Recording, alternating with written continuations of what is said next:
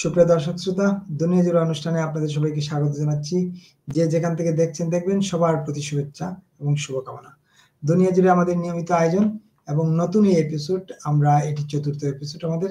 আপনারা নিয়মিত দেখছেন এবং দেখবেন, আপনাদের মতামত জানাবেন এবং অনুষ্ঠান ভালো লাগলে অবশ্যই শেয়ার করবেন। আজকে আমরা দুনিয়া জুড়ে অনুষ্ঠানে মূলত এটি আলোচনা করব অনেকটাই ট্রাম্পকে নিয়ে। ডোনাল্ড ট্রাম্প এবং বিশ্ব মোড়ল যাকে বলা হয়, বিশ্ব মোড়ল এখন আজকে দুনিয়াময় তিনি, আসলে আমাদের দুনিয়া জুড়ে অনুষ্ঠানের দুনিয়াময়ই তিনি ট্রাম্প। কোথায় গাজা থেকে শুরু করে রাশিয়া কিংবা চীন থেকে শুরু করে ইয়ে পর্যন্ত, কি বলে, এই ট্রাম্পের নিজের দেশ মানে আমেরিকা, সব জায়গায় ট্রাম্পময়, সব জায়গায় আলোচনা ট্রাম্পকে নিয়ে। এবং আমাদের শিরোনামও তাই আজকে আমরা দিয়েছি, ট্রাম্পময় দুনিয়া। আর আলোচনায় যথারীতি দুনিয়া জুড়ে অনুষ্ঠানে এই নতুন আয়োজনের আলোচক আপনাদের প্রিয় মুখ সাইফুল আমিন, বিশ্লেষক সাংবাদিক সাইফুল ভাই, স্বাগতম দুনিয়া জুড়ে অনুষ্ঠানে। দুনিয়াটা ট্রাম্পময়, আমাদের বাংলাদেশটাও ট্রাম্পময় ছিল। যদি আমরা দুনিয়া নিয়ে আলোচনা করবো, সুতরাং বাংলাদেশ প্রসঙ্গে এখানে আলোচনার সুযোগ নেই। আমরা আলোচনা শুরু করতে চাই। আপনি নিশ্চয়ই জানেন যে গাজা এখন সবচেয়ে, সারা গোটা বিশ্বের দৃষ্টি এখন গাজার দিকে। গাজায় যে শান্তি চুক্তি হলো বা শান্তির যে বার্তা শুরু হলো, সেটি আসলে কোন পথে যাচ্ছে। আগামীকাল সোমবার অনেক কিছু ঘটবে এবং হামাস ইতিমধ্যে একটা কথা বলেছে যে তারা এই ট্রাম্পের কথা অস্ত্র সমর্পণ করবে না। অনেক ধন্যবাদ বিপুল। এটা শান্তি চুক্তি এটা বলা যাবে না, এটা বলতে হবে যুদ্ধবিরতি চুক্তি, যুদ্ধবন্ধ চুক্তি।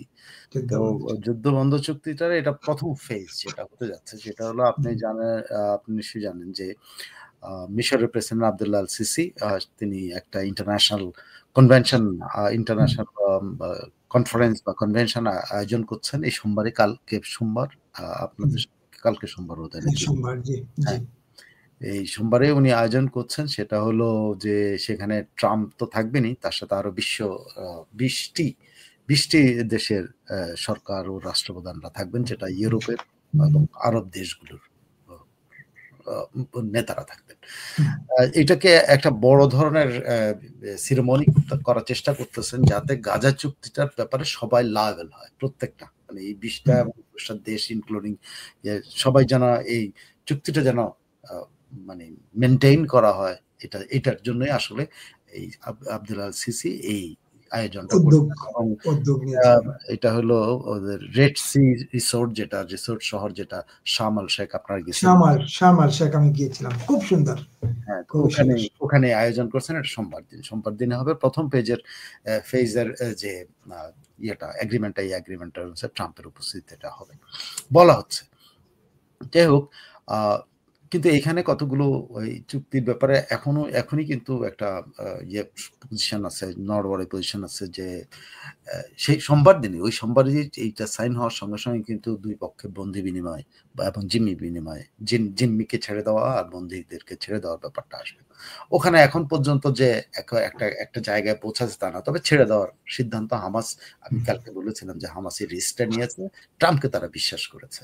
কিন্তু তারা সেকেন্ড ফেজে যায়, যে বলা হচ্ছে যে হামাসকে এই থেকে চলে যেতে হবে, একদম আত্মসমর্পণ করতে হবে, তাদেরকে নিরাপদ জায়গায় যেতে। এগুলো নিয়ে এখন কোনো সেটেলমেন্ট হয়নি। তো এগুলো নিয়ে সেটেলমেন্ট না হলে গাজাবাসী শুধু না বা ধরেন আরব ওয়ার্ল্ডের লোকজনরা শুধু না, আরব আমেরিকানরাও কিন্তু এইটা নিয়ে সন্দেহ প্রকাশ করতেছেন, আদৌ এই চুক্তিটা মানে হবে কিনা, স্থায়ী রূপ পাবে বা স্থায়ী হবে কিনা। কারণ তাদের একটাই সন্দেহ যে বেনিয়ামিন নেতানিয়াহু, ইসরায়েল প্রেসিডেন্ট, ইনি সবসময় ফ্লাকচুয়েট করেন, এই কথা বলেন ওই কথা বলেন, আবার ঠিকই বলেন এক কথা, ট্রাম্পের কাছে একটা কথা দিয়ে এক কথা রাখেন, আবার দেখা গেল যে সে কথা রাখে না, এরকম। আবার ট্রাম্পও এরকম ফ্লাকচুয়েটিং, যদিও হামাস তাকে বিশ্বাস করেছে, শুধুমাত্র হলো আপনি জানেন যে কাতারের প্রধানমন্ত্রীর কাছে যে মাপ চেয়েছে নেতানিয়াহু, যে ক্ষমা চেয়েছে, যে তারা যে হামলাটা করেছিল হামাসের নেতাদেরকে মেরে ফেলার জন্য, সেই হামলাটার জন্য তারা ক্ষমা চেয়েছিল। এইটাতে বিশ্বাস করে কিন্তু হামাস এতে আসছে। কিন্তু গাজাবাসীরা অনেকেই এটা স্থায়িত্ব নিয়ে কোয়েশ্চেন করছে। আবার আরব আমেরিকান যারা আমেরিকাতে বসা তারা বলছে যে ট্রাম্পের এই উদ্যোগটা যেহেতু ট্রাম্প এখন পর্যন্ত মানে কার্যকর মানে আরবদের মানে প্যালেস্টাইনিয়ান আরবদের আ অধিকার রক্ষার জন্য যে প্যালেস্টাইনকে স্বাধীন করার জন্য, প্যালেস্টাইনকে স্টেট হিসাবে ইয়ে করার জন্য, এটার জন্য ট্রাম্প এখন পর্যন্ত মুখ খোলে না। যে 2 স্টেট সলিউশন এর কথা যেটা বলা হয় যে প্যালেস্টাইনকে স্টেট হিসাবে দেওয়ার জন্য এটার ব্যাপারে ট্রাম্প এখন পর্যন্ত মুখ খোলে। সো এই আ আ চুক্তিটার ব্যাপারে বা এই যুদ্ধ বিরতি বা যুদ্ধ বন্ধের যে চুক্তিটা এটা নিয়ে অনেকেই এখনো মানে বিশ্বাস করতে পারছে না। এদিকে সন্ধিহান। নেতানিয়াহুর ও কিন্তু ইয়েতে ইসরায়েলেও যে আলোচনা হচ্ছে বা ইহুদি ওয়ার্ল্ডে যেখানে আমেরিকান ইহুদিরা তারা বলছে যে নেতানিয়াহু যখন দেখবে যে নেতানিয়াহু হলো যুদ্ধবাজ নেতা। মানে উনি যতবার জেতেন সববারই যুদ্ধ যুদ্ধ যদি বন্ধ হয়ে যায় তাহলে নেতানিয়াহুর ভবিষ্যৎই কোথায়? নেতানিয়াহু আসলে তারা এই ভবিষ্যৎ কি দেখতে পাচ্ছেন? যে তাকে আর প্রয়োজন পড়বে না। কারণ এই যুদ্ধ যদি শেষ হয়ে যায় তাহলে নেতানিয়াহুকে আর কারো প্রয়োজন নেই। তো নেতানিয়াহু তার রাজনীতিতে গুরুত্ব হারাতে পারেন। সেক্ষেত্রে তাদের সন্দেহ আর আমেরিকান ইহুদিদের সন্দেহ যে নেতানিয়াহু শেষ পর্যন্ত এই চুক্তিটাকে উল্টাপাল্টা করে দেয়। থেকেই কিন্তু একটা ট্রাম্পকেও একটা অবিশ্বাস ট্রাম্প সবসময় ফ্লাকচুয়েট করে আবার নেতানিয়াহু নিজে গুরুত্ব হারাতে পারেন ইসরায়েলের পলিটিক্সে যে কারণে উনি আবার এটাকে উল্টাপাল্টা করে দিতে পারেন। এদিকে হামাস তো আছে, হামাস প্রথম ফেজে রাজি হয়েছে কিন্তু দ্বিতীয় ফেজগুলোর ব্যাপারে এখনো তারা কোনো কিছু ইয়ে করে নাই, এখন এগুলো আলোচনার মধ্যে আছে। তার মানে নেতানিয়াহুর উপর নির্ভর করছে আসলে এই যুদ্ধবিরতি বা যুদ্ধ বন্ধের ভাগ্য। সবসময় যুদ্ধ ছাড়া ওর কোনো যুদ্ধ বা ছাড়া কোনো এবং জিতেও যুদ্ধ দিয়ে এই ফিলিস্তিন দখল করে ফেলছি, মেরে ফেলছি, এই করতে করতেই আসলে তার এই রাষ্ট্র ক্ষমতায় থাকা তার বিরুদ্ধে বিভিন্ন সময়ে আমরা অবশ্যই চাই যে যুদ্ধবিরতি হোক, এটা সারা বিশ্বের মানুষের প্রত্যাশা। আরেকটা বিষয় নিয়ে আলোচনা করতে চাই, আপনি নিশ্চয়ই আমরা গত দুদিনও আলোচনা করেছি চীন এবং আমেরিকার মধ্যে যে রেয়ার আর্থ যেগুলো একটা লড়াই শুরু হয়েছে এবং ট্রাম্প ইতিমধ্যে 100% এবং ইন্টারেস্টিং ব্যাপার হলো গতদিন আমরা আলোচনা করেছি অ্যাক্সেন্ডেলে উনি ইয়ে করে ঘোষণা দিয়ে বলছেন 100% ইয়ে জারি হলো, কি বলে ট্যারিফ। এই যে 100% ট্যারিফ উনি অ্যাক্সেন্ডেলে ঘোষণা দিয়ে জারি করে ফেললেন, যুদ্ধ তো আরো মানে এই বাণিজ্য যুদ্ধ আরো কি বলে আরো ঘন হলো মনে হচ্ছে। দেখেন গত এপ্রিলে যখন ট্রাম্প ট্যারিফ মানে ইউনিলেটারালি চাইনিজ সম্পদের উপরে চাইনিজ ইম্পোর্টের উপরে যে ট্যারিফ ইম্পোজ করেন, এটা থেকে কিন্তু চীনের সাথে গেঞ্জাম চলতেছে। তারপরে চীনের সাথে উনি এই দহরম মহরম একবার রাখেন, একবার এই করেন সে করেন, শিকে নিজের বন্ধু বলেন, আবার শিকে মনে করেন যে তার মানে ঠিক মতো তার সাথে রেসপন্ড করছে না, এটাও তার অভিযোগ থাকে। কিন্তু মূল ঘটনা কিন্তু যে ট্রাম্প যখন ইউনিলেটারালি এই ট্যারিফটা ইয়ে করছে তখন থেকে কিন্তু এই গেঞ্জামটা বড়। এখানে শি আর ট্রাম্পের বিষয়ে নাই, এটা লোক China government and the Trump government মানে কি শুধুমাত্র ট্রাম্প প্রশাসন না, যেটা তো তাদের পার্মানেন্ট স্ট্রাকচার আছে যে চায়নার সাথে আমরা কিভাবে ডিল করব, দীর্ঘমেয়াদী স্ট্রাকচার যে চায়নাকে আমরা কিভাবে ডিল করব।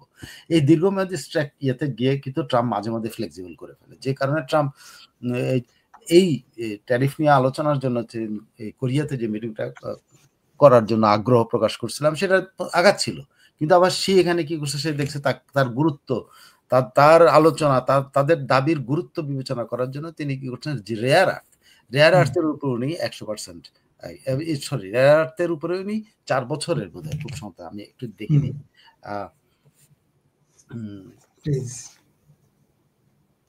হ্যাঁ, তাদের ইন্ডাস্ট্রিয়াল পলিসি অনুযায়ী 4 বছর না, সরি মানে সামনের দিকে একদম অলমোস্ট পার্মানেন্টলি উনি একটা এক্সট্রা কি বলে ইয়ে করছেন বিধিনিষেধ না, ট্যারিফ না, বিধিনিষেধ ইন্ডাস্ট্রিয়াল পলিসির আন্ডারে সে প্রায় নিয়ন্ত্রণ, নিয়ার টোটাল কন্ট্রোল বলে, নিয়ার টোটাল কন্ট্রোল বলে, এই নিয়ার টোটাল কন্ট্রোল জানি এক্সপোর্টের ব্যাপারে মানে গভর্নমেন্টের একটা বিধিনিষেধ ইয়ে থাকবে।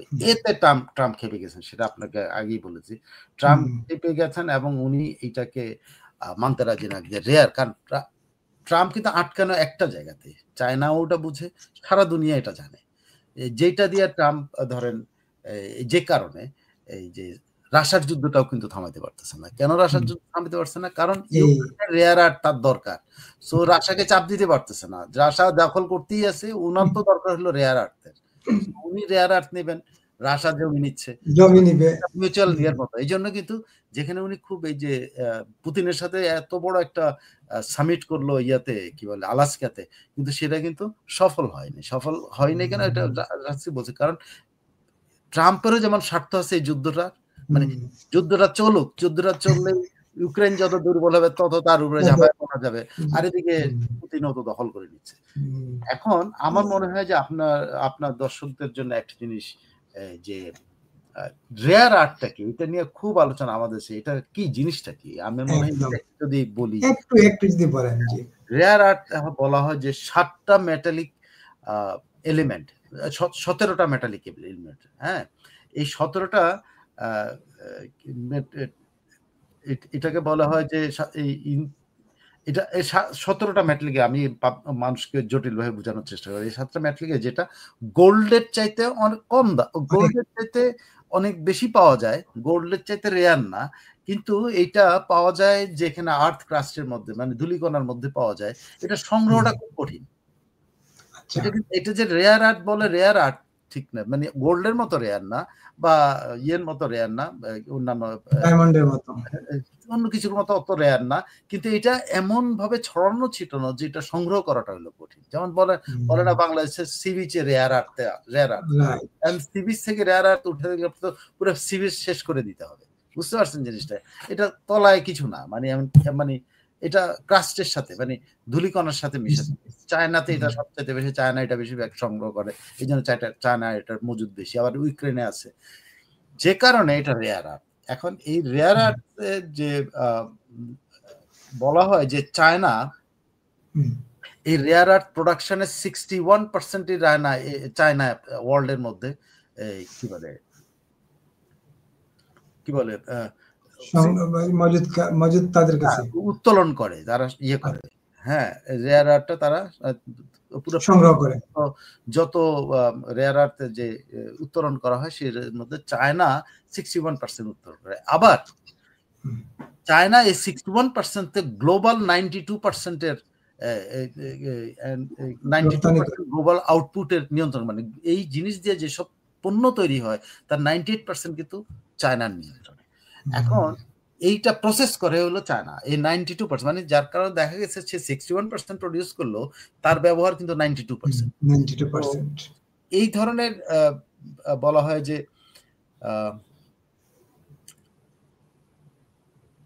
একটা আমেরিকার কিন্তু ক্যালিফোর্নিয়াতেও আছে, তারপরে বিভিন্ন জায়গাতে আছে। তারপর আমি রেয়ার আর্থ কি সেটা একটু আমার মনে হয় একটু বলেন। যে 17টা এলিমেন্ট দিয়ে হলো এর সাথে 17টা খুঁজে পাওয়াতে কঠিন হয়ে গেল, কোথায় যে গেল। আমি ভাবলাম যে এই 17টা জানানো দরকার, আসলে 17টার নাম দিতে পারবো না, মানুষ এটার নাম জেনেও কিছু আর জানে, কেউ এটা চিনবেও না এইসব নাম। হ্যাঁ, না, তারপরে জানানো গেলে আর কি, যদি জানানো যায় আর কি। আমি যদি জানানো যায় পাওয়া গেলে তো অবশ্যই। একটা কথা আছে না, আমাদের দেশে একটা প্রবাদ আছে, গরিবের বউ সবার সুন্দরী, গরিবের সুন্দরী বউ সবার ভাবি। এই ইউক্রেনের অবস্থা হচ্ছে, সে ছিল একটা ভালো দেশ, সেখান থেকে সে এখন যুদ্ধ করতে করতে তার সব খাচ্ছে, তাই সে এখন সবার ভাবি হয়ে গেছে। রাশিয়া জমি নিচ্ছে, আর আমেরিকা বলছে তুই যুদ্ধ চালাই যা, আমার বাকিগুলো আমি নিয়ে যাই, মানে শূন্য করে ফেলতেছে আর কি। এই একটা অবস্থা দাঁড়াচ্ছে।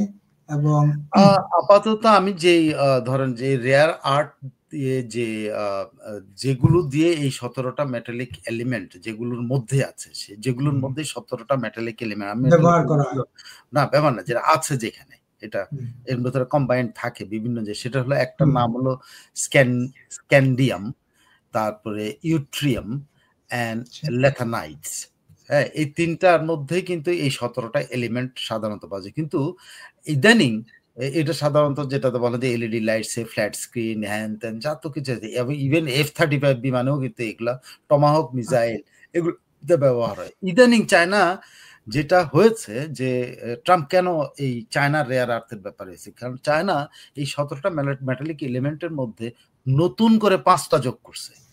আচ্ছা এই 5টা নিয়ে কিন্তু চায়নার সবচেয়ে বড় গর্ব, মানে এটা তার হাতে ছাড়া হয়, যেহেতু সে এটা যোগ করছে, আবিষ্কার করছে, সো এইটা তার হাতে ছাড়া আর কারো কাছে নাই। সেগুলো কি নাম? এগুলো হলো হলমিয়াম, হলমিয়াম, আরবিয়াম, থিউলিয়াম, ইউরোপিয়াম, ইউট্রোবিয়াম। এই 5টা নতুন এলিমেন্ট যেগুলো রিলেটেড টু ম্যাগনেট, চুম্বক এবং ম্যাটেরিয়ালসের সাথে এগুলো রিলেটেড, এবং রেস্ট্রিক্টেড যে 12টা রেয়ার ছিল যেটাতে, সেটার সাথে এই 5টা অ্যাড করছে তারা। এটা চায়নার হাতে আছে। সো চায়না এতটাই ইম্পর্টেন্ট, চায়নার রেয়ার আর্থ আমেরিকার জন্য, যে কারণে ট্রাম্প আসলে একদিকে চায়নার কাছে কিন্তু আটকানো, আবার অন্যদিকে সে চাপ দিয়া ওই ট্যারিফ টরিফ দিয়ে আবার এটা আদায় করতেও চায়। মানে দুইটা এখন আসলে এই যুদ্ধে কে জিতবে এটা বলা মুশকিল। যার শক্তি বেশি সেই জিতবে, এটা পরিষ্কার। আরেকটা বিষয় আলোচনা, আজকে তো আমরা ট্রাম্পময় দুনিয়াতেই আছি, মাঝখানে আমি একটু গরিবের পাপিকে সংগ্রহ করছিলাম এখানে। সেটা হচ্ছে যে এই শান্তিতে নোবেল নিয়ে যে একটা শুরু হলো, সমালোচনা শুরু হলো, গণমাধ্যমে ব্যাপক সমালোচনা, এবং ভদ্রমহিলা তো আমরা গতকালকে আলোচনা করেছিলাম যে উনি কারেনা, তিনি সঙ্গে সঙ্গে ট্রাম্পকে এটা উৎসর্গ করে দিয়েছেন যে এখন তুমি আমার দেশে আসো, আমাকে ক্ষমতায় বসিয়ে দাও। এই যে ট্রাম্পের বন্ধু পুতিনও এটা সমালোচনা করেছেন, বলেছেন এটা মানে ট্রাম্পের প্রতি এক ধরনের করা হয়েছে, অন্যায় করা হয়েছে। শুনেন, আমাদের দেশে একজন রাজনীতিবিদ আছে যে, আমি যদিও দেশের প্রশ্নটা কেন উঠাচ্ছি, এই যে নোবেল পুরস্কারের সাথে মেলানোর জন্য, আমাদের দেশে একজন রাজনীতিবিদ কিছুদিন আগে আপনি প্রবাসে নিউ ইয়র্কে বসে বলছিল না যে ভারত আমাদের আক্রমণ করে আমরা 50 লক্ষ দিয়ে হামলা করবো, মানে এমন দেশপ্রেমিক যে নিজের দেশে হামলা করার জন্য আমন্ত্রণ জানায়।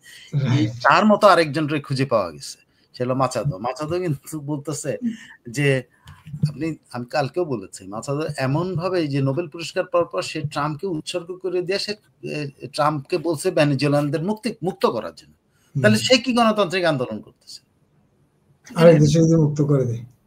আরেকজন যদি মুক্ত করে দিতে হয়, এবং সে ভেনেজুয়েলার ভূখণ্ডের উপরে ট্রাম্প সশস্ত্র হামলা চালাইছে, যেটা নন স্টেট অ্যাক্ট হিসেবে তারা করছে, সেটাকে সে স্বাগত জানিয়েছে, বলছে এটা জনগণের মুক্তির জন্য এটা করা হয়েছে। জনগণের মুক্তির জন্য যদি অস্ত্রশস্ত্র নিয়ে বিদেশ থেকে এসে মুক্ত করতে হবে, তাহলে এটা সন্দেহজনক না ওনার যে পৃথিবীতে এখন 2টা রেয়ার কিন্তু পাওয়া গেল। যদিও তাহের সাহেব খুব খুশি হতে পারে তার সাথে নোবেল পুরস্কার বিজয়ীর সাথে আমি তুলনা করছি, কিন্তু ঘটনাটা খেয়াল করে দেখেন, এমন দেশপ্রেমিক যে অন্য দেশকে বলে আমার দেশ আক্রমণ করো।